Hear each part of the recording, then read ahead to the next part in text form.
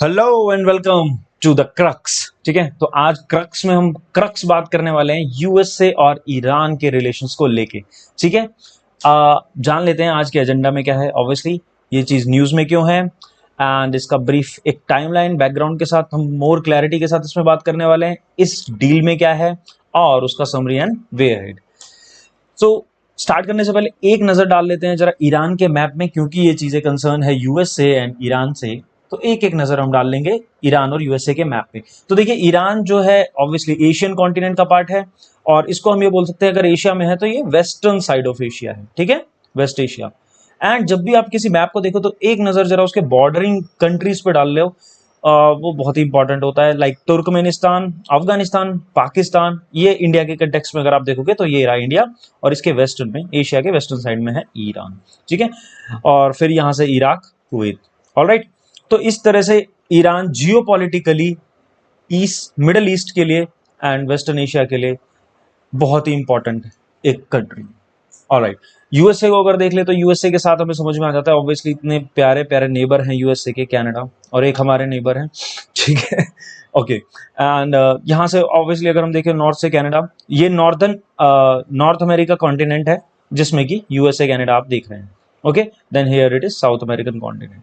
तो मैप में एक पैनी नजर होनी बहुत जरूरी है। अब ये चीज न्यूज में क्यों है, तो देखिए इसका एक बहुत ही सिंपल सा रीजन है, जो कि अभी प्रॉपरली एक डील नहीं हुई है, बट ये एक एक्सपेक्टेड डील है जो कि बहुत ही इंपॉर्टेंट है। ठीक है, न्यू एंड इमिनेंट यूएस से ईरान न्यूक्लियर डील, जिसका हिंट हमें दिया एक फॉरेन मिनिस्टर, ओमान के फॉरेन मिनिस्टर जो है सैयद बद्र अल बसूदी। ओके, उन्होंने एक हिंट हमें इसका दिया है, जो कि ऑफिशियल, एक तरह से आप समझ सकते हो कि ऑफिशियल हिंट, जो कि सबको पता है कि ये टॉक बहुत पुरानी है, बहुत पहले से चल रही है, बट स्टिल अब इसका हिंट आ गया, तो मतलब एक्सपेक्टेडली हम ये डील होती हुई देखेंगे। इसको समझने के लिए मैं आपको एक टाइमलाइन के थ्रू इसको समझाऊंगा, जो कि हम यूएसए और ईरान के रिलेशंस का टाइमलाइन के हिसाब से, एक बैकग्राउंड के हिसाब से हम समझेंगे तो हमें ज्यादा क्लैरिटी मिलेगी। Alright, okay. तो सबसे पहले उसमें हम पढ़ेंगे इस्लामिक रिवॉल्यूशन, जिसको कि हम ईरानियन रिवॉल्यूशन भी बोलते हैं, इस्लामिक रिवॉल्यूशन भी बोलते हैं, ऑफ 1979। ठीक है, देखिए इसका कंटेक्स्ट अगर समझे तो इस इस्लामिक रिवॉल्यूशन में हुआ क्या था। ईरान में प्रायर टू 1979 से पहले शाह शाहज रूल होते थे। ठीक है, अब ये जो शाह रूल होते थे, ये ऑब्वियसली बैक्ड बाय, मतलब इनको जो सपोर्ट होता था वो वेस्टर्न सपोर्ट होता था। और अगर मैं यहाँ पे वेस्टर्न सपोर्ट बोल रहा हूँ तो आप इसको सीधा सीधा अंदाजा लगा लो कि यूएसए सपोर्ट होता था। तो मान लो किसी कंट्री में अगर यूएसए या वेस्टर्न आइडियोलॉजी को सपोर्ट हो रहा है, तो ऑब्वियसली उस कंट्री पे दबदबा, हेजीमनी, वर्चस्व यूएसए का रहेगा। ठीक है, और अगर एक मिडिल ईस्ट में एक कंट्री है जो कि ईरान है, अगर वहां पे यूएसए का दबदबा, वेस्टर्न आइडियोलॉजी फॉलो हो रही है, तो ऑब्वियसली उस रीजन में भी एक तरह की हम यूएसए की सुप्रीमेसी देख सकते हैं। ऑलराइट, तो जब 1979 तक तो सब कुछ ठीक चल रहा था, यूएसए के अकॉर्डिंग चल रहा था, बट वहां पे कुछ रीजंस, अपराइजिंग होने लगी, रिलीजियस मेजॉरिटी जो कि मुस्लिम्स थी वहां पर, तो यहाँ पे अपराइजिंग देखने को मिली और सोशल इनजस्टिस सामने आ रहे थे। तो इस वजह से एक अपराइजिंग हुआ, एक रिवॉल्ट हुआ, एक रिवोल्यूशन आया, जो कि इस्लामिक रिवॉल्यूशन जिसको बोला जाता है, ईरानियन रिवॉल्यूशन जिसको बोला जाता है, 1979।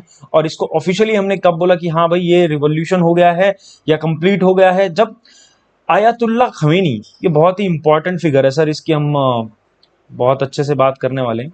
ठीक है, ये बहुत ही इंपॉर्टेंट फिगर है, इवन मैं बोलूंगा तो सबसे इंपॉर्टेंट पर्सनैलिटी, सबसे important leader, religious leader, for supreme leader of Iran is Ayatollah Khamenei. ठीक है, जो कि आर्किटेक्ट भी बोल सकते हो आप इस्लामिक रिवॉल्यूशन के, वही थे। ठीक है, तो पहलवी उस टाइम पे रूल कर रहे थे, पहलवी को ओवरथ्रो किया इन्होंने किंगडम से, और उसके बाद ये इस्लामिक रिवॉल्यूशन सक्सेसफुल हुआ। अब इसके रीजंस क्या बने, देखिए इसके कॉन्सिक्वेंसेस क्या हुए। इसके बाद यूएसए ने धड़ाधड़ सैंक्शंस लगाने शुरू कर दिए ईरान पर। ठीक है, यूएसए ने जब सैंक्शंस लगाए ईरान पर, उसमें क्या क्या चीजें हो रही थी, देखिए सबसे पहले तो इकोनॉमिक सैंक्शंस लगे, और इकोनॉमिक सैंक्शंस लगने के बाद जो फॉर्मल डिप्लोमेटिक टाइज होते हैं किसी भी कंट्रीज के बीच में, आप जानते हैं जैसे कि एम्बेसीज होती हैं, वर्क करती हैं, तो वो डिप्लोमेटिक रिलेशंस को देखती है, तो ये डिप्लोमेटिक टाइज बहुत ही ज्यादा टेंस होने शुरू हो गए, सीवियर होने शुरू हो गए।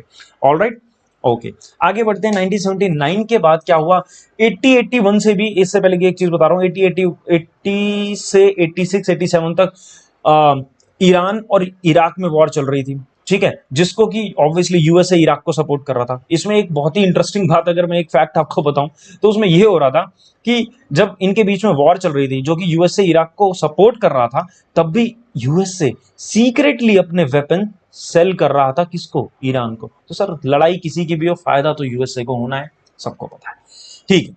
उसके बाद ईरान न्यूक्लियर प्रोग्राम, जो कि 2002 की बात है। उससे पहले यूएस से सीक्स कंट्रैक्ट 1997 से 1998। अब इसमें क्या हो रहा था, इस टाइम पर बिल क्लिंटन की गवर्नमेंट थी, बिल क्लिंटन। तो बिल क्लिंटन साहब चाह रहे थे कि थोड़े से अपने डिप्लोमेटिक टाइज ईरान के साथ ठीक किए जाएं, और उस टाइम पर जो चुन करके आए थे ईरानियन प्रेसिडेंशियल इलेक्शन, वो थे मोहम्मद खतानी। मोहम्मद खतानी को भी एक रिफॉर्मर बोला जाता था ईरान के कंटेक्स्ट से अगर देखें हम। उन्होंने भी एक स्टेटमेंट दी थी जैसे कि respect for the great American people. तो दिख रहा था कि हाँ भाई एक क्लोज टाइज हो सकती है। अब इस तरह के दोनों जगह पे लीडर्स हैं जो कि चाह रहे हैं कि यूएस और ईरान के रिलेशन सुधरे, ठीक है। और खतामी इस तरह से भी बोलते थे कि भैया हम डिनाउंस करते हैं टेररिज्म, जैसे कि हम इंडिया में बोलते हैं कड़ी निंदा करते हैं टेररिज्म की, उसी तरह से ये कुछ स्टेटमेंट सामने आ रही थी जो कि बहुत ही अच्छी थी। बट इसके बाद फिर क्या हुआ, 2002 में ईरानियन न्यूक्लियर प्रोग्राम। इस टाइम पर प्रेसिडेंट यूएसए के होते थे जॉर्ज बुश। देखो आप ना एक नजर थोड़ा सा ना ये प्रेसिडेंट पे डालना, मैं जो लिख रहा हूं मैं इसका एक पैटर्न समझाऊंगा लास्ट में, एक सेकंड एक मिनट के अंदर, जिससे कि आपको पता लगेगा क्यों जब प्रेसिडेंट चेंज हो रहे हैं तो टाइज भी चेंज हो रहे हैं। मतलब इनके बीच के जो रिलेशंस हैं यूएसए और ईरान के, वो भी बिगड़ रहे हैं, अच्छे हो रहे हैं, बिगड़ रहे हैं, तो ऐसा क्यों हो रहा है वो भी हम देखेंगे। तो ईरान न्यूक्लियर प्रोग्राम में क्या हो रहा था, देखो एक ट्रीटी होती है, एक ट्रीटी होती है नॉन प्रोलिफरेशन ट्रीटी, ठीक है, न्यूक्लियर नॉन प्रोलिफरेशन। अब न्यूक्लियर नॉन प्रोलिफरेट, प्रोलिफरेट का मतलब होता है किसी भी चीज को बढ़ाना, इंक्रीज कर देना। नॉन प्रोलिफरेशन का मतलब उसको नहीं बढ़ाना, जितनी है उसी पे फ्रीज रखना। तो इसका सिग्नेटरी है ईरान भी। अब जब ईरान इसका सिग्नेटरी है तो दैट मीन्स जो आईएईए के, इंटरनेशनल एटॉमिक एनर्जी एजेंसीज के इंस्पेक्टर्स होते हैं, वो आप पे पूरी पूरी निगरानी रखते हैं। पर अब ईरान क्या कर रहा था, ईरान सीक्रेटली न्यूक्लियर वेपन्स पे वर्क कर रहा था, डेवलप करने की कोशिश कर रहा था। अब यहां से क्या हुआ फिर, और जो कि ईरान उसका सिग्नेटरी था, बट स्टिल ईरान ये सब हरकतें कर रहा था जो कि यूएस के एलिगेशंस थे, तो इस वजह से फिर टाइज और खराब होते चले गए वहां। फाइनली हमें 2015 में एक बहुत ही पॉजिटिव कंटेक्स्ट सामने दिखा, जिसको कि हम ईरान न्यूक्लियर डील बोलते हैं, और इसको ही हम जेसीपीओए बोलते हैं, जिसको बोलते हैं joint comprehensive plan of action. ये JCPOA, joint comprehensive plan of action, Iran nuclear deal sign होता है P5+1 कंट्रीज के बीच में, ऑब्वियसली विद ईरान। अब ये P5 क्या है, देखिए sir, United nation security council, जो कि यूनाइटेड नेशन की एक बहुत ही इंपॉर्टेंट ऑर्गन है, 6 प्रिंसिपल ऑर्गन में से एक organ United nation security council है, जिसके कुछ परमानेंट मेंबर होते हैं। 5 परमानेंट मेंबर हैं अभी, परमानेंट 5 मतलब P5, जिसके की मेंबर कौन कौन है sir, USA, China, Russia, UK and France, ठीक है, जो कि इंडिया भी पार्ट उसका होना चाह रहा है, बहुत कंसिस्टेंटली वो एफर्ट लगा रहा है, I hope for the best कि हो जाएंगे, ठीक है। तो इन पांचों मेंबर +1 का मतलब है यहां पर जर्मनी और विद ईरान। तो ये न्यूक्लियर डील साइन हुई। इस न्यूक्लियर डील के अकॉर्डिंग ये डिसाइड हुआ था कि भाई ईरान की, इसको थोड़ा सा ध्यान से समझना, क्योंकि इसी से आप ये समझ पाओगे कि ये अब जो आज के न्यूज की कंटेक्स्ट में हम बात कर रहे हैं वो क्यों कर रहे हैं। इस डील के अकॉर्डिंग ये था कि भाई ईरान अपनी कैपेसिटी को, जो भी यूरेनियम को एनरिच कर रहा है, ठीक है, वो अब इंटरनेशनल इंस्पेक्टर्स उस पर अपना पूरा पूरा कंप्लायंस रखेंगे और देखेंगे कि भाई कहीं वो यूरेनियम एनरिचमेंट न्यूक्लियर रिएक्टर्स को डेवलप करने के लिए या न्यूक्लियर वेपन्स को डेवलप करने के लिए तो नहीं हो रहा है, ठीक है। और एनफोर्स कराएंगे कि भैया आप जो कि सिग्नेटरी हो एनपीटी के भी, और इस ईरानियन न्यूक्लियर डील के अंदर इंस्पेक्टर इसको रेगुलेट करेंगे, ओके, ठीक है। और इन रिटर्न, इसका रिटर्न में क्या हुआ था, जेसीपीओए ओबामा के टाइम की डील है, ओके, बैराक ओबामा के टाइम की। इन रिटर्न यूएसए ने बहुत ज्यादा इकोनॉमिक सैंक्शंस जो उससे पहले चल रहे थे वो सब रिलीव कर दिए थे, तो मतलब एक तरह से उसकी इकोनॉमी फ्लरिश भी कर रही थी। बट अगेन सर 2018 ट्रंप ने विड्रॉ कर दिया ये Iranian nuclear programme, Iranian nuclear deal जो है जेसीपीओ, उससे विड्रॉ हो गए हम, मतलब इस एग्रीमेंट से बाहर चले गए। फिर दोबारा वही सैंक्शंस, फिर दोबारा डिप्लोमेटिक टाइज खराब, फिर दोबारा वही टेंशन अराइज हो गई, और एक तरह की इंस्टेबिलिटी आ गई जियोपॉलिटिकली मिडिल ईस्ट के रीजन में, ठीक है। और तो और 2020 में यूएसए ने एक ड्रोन अटैक किया। उस ड्रोन अटैक के अंदर जो मरे थे वो थे कासिम सुलेमानी, कासिम सुलेमानी जो थे मेजर जनरल थे ईरान के, जो कि इस बात से आप इसका अंदाजा लगा सकते हो, Qasem Soleimani major general, second most important figure in Iran after Ayatollah Khamenei, जिनको कि मैंने बोला इस्लामिक रिवॉल्यूशन के आर्किटेक्ट हैं और वो इस ईरान के सुप्रीम लीडर हैं। तो मतलब उनके बाद अगर कोई थे तो वो सबसे इंपॉर्टेंट प्रोमिनेंट फिगर थे कासिम सुलेमानी, जो कि उस ड्रोन अटैक में मारे गए। उसका रिटेलिएशन भी हुआ था, उसके रिटेलिएशन में इन्होंने भी एक अटैक करने की कोशिश करी, बट अनफॉर्चुनेटली वो यूक्रेन की कमर्शियल फ्लाइट थी जिसमें कि 160 प्लस लोग मर गए थे अनफॉर्चुनेटली। तो सर अब एक टाइमलाइन हमने समझ ली, एंड हाँ सर इंक्लूड्स मैम आल्सो। तो इसमें हमने एक टाइमलाइन समझी है और उस टाइमलाइन के बाद अब हमें बेटर अंडरस्टैंडिंग हो जाएगी इस डील में क्या है। देखो ईरान क्या क्या करेगा और यूएसए क्या करेगा हमें समझेंगे। ईरान क्या करेगा, कोऑपरेट करेगा आईएईए इंस्पेक्टर के साथ, जो कि हमने समझा कि इंटरनेशनल एटॉमिक एनर्जी एजेंसीज के इंस्पेक्टर्स किस तरह से कॉम्प्लाइंस कराते हैं, रेगुलेट करते हैं इस चीज को। तो ईरान कोऑपरेट करने का मतलब यह है कि भाई अपना जितना न्यूक्लियर एनरिचमेंट करना है उसको अदर पर्पसेस के लिए वो उतना करेगा, बट न्यूक्लियर वेपन्स के लिए यूज नहीं होगा वो चीजें, ठीक है। ऑब्वियसली रीजन में स्टेबिलिटी रहेगी।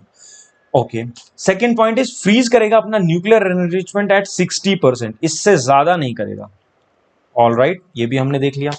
देन जो यूएसए के मिलिट्री इंस्टॉलेशंस है या मिलिट्री कॉन्ट्रैक्टर्स हैं specifically in Syria and Iraq में, वहां पर ईरान अटैक नहीं करेगा यूएसए के मिलिट्री इंस्टॉलेशंस पे। ग्रेट। नॉट टू, ये रशिया को बैलिस्टिक मिसाइल्स नहीं प्रोवाइड करेगा। अब भाई रशिया यूक्रेन के बीच में वॉर चल रही है तो ऑब्वियसली दुश्मन का दुश्मन दोस्त, तो भैया इस तरह से आपको हरकतें नहीं करनी कि आप बैलिस्टिक मिसाइल वहां पे प्रोवाइड करते हैं रशिया को, नहीं। बैलिस्टिक मिसाइल क्या होता है, एक छोटे से एग्जांपल समझ लो। ये बैलिस्टिक मिसाइल जो होता है प्रोजेक्टाइल मोशन को यूज करता है, projectile motion to deliver its warheads. मतलब ऐसे देखो, ऐसे करके ऐसे ऐसे आएगा टारगेट्स पे। अगर आप इस पे और क्लैरिटी चाहते हो तो मैं मिसाइल्स पे एक वीडियो बनाऊंगा, मुझे कमेंट सेक्शन में जरूर बताना अगर आपको मिसाइल्स पे वीडियोस चाहिए कि सुपर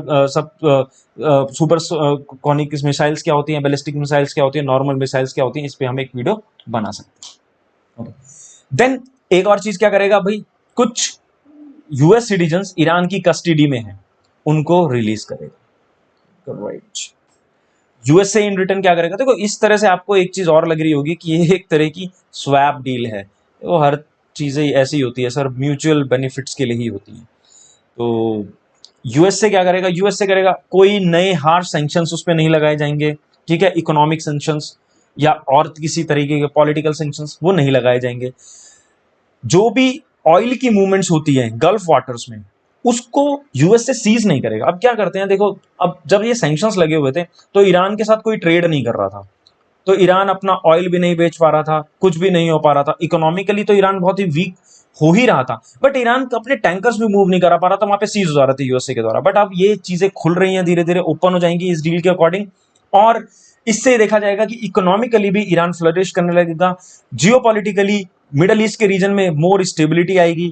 ईरान के जो डिप्लोमेटिक रिलेशन है यूएसए के साथ तो सुधरेंगे ही सुधरेंगे। यूएसए का क्लोज एलाई माना जाता है सऊदी अरेबिया, उसके साथ भी अच्छे हिंट्स हमें मिल रहे हैं कि ये रिलेशन सऊदी अरेबिया के साथ भी अच्छे हो जाएंगे, ठीक है। थर्ड थिंग क्या होगी, डी फ्रीज कर देगा ईरान के बैंक अकाउंट्स। देखिए इस समय बैंक अकाउंट जो है ईरान के अदर कंट्रीज में, ठीक है, तो लगभग लगभग ये अकाउंट कुछ है 80 बिलियन यूएस डॉलर का sir includes ma'am 80 billion US dollar का। तो वो इमीडिएटली डी फ्रीज हो जाएंगे, मतलब कि ऑब्वियसली इकोनॉमिकली ईरान को बहुत बहुत ज्यादा रिलीफ मिलने वाला है, ठीक है। एक चीज मैं यहां पर आपको बता दूं जो कि बहुत इंपॉर्टेंट है, ये जो डील होगी सर ये इनफॉर्मल है और अनरिटन है, इस पॉइंट को हाईलाइटेड रखना, इनफॉर्मल है अनरिटन है, ठीक है। तो इसके पीछे कुछ रीजंस भी होते हैं। देखो क्या होता है, जब डेमोक्रेटिक कंट्री होती है पार्लियामेंट्री प्रोसीजर्स बहुत होते हैं, तो ये एक एडवांटेज की तरह लेना यहाँ पर कि पार्लियामेंट्री प्रोसीजर से नहीं गुजरना पड़ेगा, किसी सेशन से नहीं गुजरना पड़ेगा, क्योंकि ये इनफॉर्मल और अनरिटन है। और अगर ये काम कर गई तो हम देख सकते हैं इन फ्यूचर ये यूएसए और ईरान की सिर्फ रिलेशन नहीं सुधरेंगे, एक तरह की वर्ल्ड में भी स्टेबिलिटी होगी। ऑल राइट, तो कुछ इस न्यूज से प्रोमिनेंट पर्सनालिटीज देख लेते हैं क्या क्या एसोसिएटेड है। Obviously Joy बिदेन the president of USA, ये वो हैं आयतुल्ला खमेनी जिनकी मैं बात कर रहा था, Iran supreme leader, and he is the prime minister of Israel Benjamin Netanyahu, and he is the Sultanate of Oman के king. Okay, हैतम बिन तारिक. ऑलराइट, ओमान का मैंने क्यों दिखाया यहाँ पर, क्यों देखिए ये जो इनडायरेक्ट टॉक्स चल रही है ना, इनडायरेक्ट टॉक्स क्या होता है, देखिए जब दो कंट्रीज के बीच के चैनल खराब होते हैं, जैसे यूएसए और ईरान की बात कर रहे हैं, तो ये दोनों आपस में टॉक नहीं करते हैं सर, एक रूट पकड़ते हैं. तो एक रूट, वो रूट क्या बन रहा है, ओमान. ओमान के थ्रू ये चीजें जा रहे हैं. मैंने स्टार्टिंग में आपको बताया था कि ओमान के जो फॉरेन मिनिस्टर है सैयद बद्र अल बसूदी, उन्होंने ये एक तरह से फॉर्मल डिक्लेयर मीडिया के सामने किया है कि भैया ईरान और यूएसए जो है एक डील फाइनल करने वाले हैं, जो कि एक्सपेक्टेड है 1-2 हफ्ते के अंदर आपको सामने दिख जाएगी. ओके, तो इस पे समरी हम वे हेड पे आ गए हैं. देखिए बहुत अच्छी चीज है. इस पे मैं एक चीज आपको जब बता रहा था तो समरी के पार्ट के लिए हमने रखी है कि मैंने बोला था बिल क्लिंटन आए तो रिलेशन अच्छे हो रहे थे, फिर उसके बाद जॉर्ज बुश आए, फिर दोबारा से वही सैंक्शन या फिर रिलेशन थोड़े से और खराब दिखने लगे. फिर उसके बाद अगर हम एक और बात करें, Obama administration, that was again brilliant effort हो रहे थे इस टाइम पर, ईरान न्यूक्लियर डील साइन हुई तो बहुत अच्छे एफर्ट्स देखने को मिले. फिर ट्रंप आए, ठीक है, और अब फिर जॉय बिदेन है, तब ये चीजें हमें और फ्लरिश होती हुई दिख रही है, मतलब पॉजिटिव साइन दिख रहे हैं. तो देखिए bill Clinton democratic party, George Bush Republican party. USA में दो पार्टी है कंटेम्पररी, एक डेमोक्रेटिक पार्टी, एक रिपब्लिकन पार्टी. फिर ओबामा आए डेमोक्रेटिक पार्टी, फिर ट्रंप आए रिपब्लिकन पार्टी, फिर जॉय बिदेन आए डेमोक्रेटिक पार्टी. तो मतलब एक तरह से ये पैटर्न समझो, डेमोक्रेटिक डेमोक्रेटिक डेमोक्रेटिक. जब डेमोक्रेटिक रिलेशन गवर्नमेंट आ रही है यूएसए में तो रिलेशनशिप अच्छे हो रहे हैं ईरान के साथ, और यही होगा. तो इसी वजह से हम एक चीज कंक्लूड भी करते हैं कि जब तक बिदेन की एडमिनिस्ट्रेशन है सर, सर इंक्लूड्स मैम, तब तक तो जरूर ये यूएसए और ईरान के रिलेशन फ्लरिश करेंगे, एंड उसकी वजह से we will see more and more regional stability in the Middle East and the world at large. All right, so thank you so much. इसी के साथ आई होप आपको अंडरस्टैंडिंग हुई होगी. कुछ भी चीजें हो रही है, कोई फीडबैक देना है, please right it down at the comment section. किसी और सेक्शंस पे, किसी और चीजों पे आपको वीडियोस चाहिए, please let me know through your comments. कुछ और आपको पर्सनल फीडबैक देना है, please feel free to write me on my email. Thank you so much and thank you so much. Thank you. Have a great day.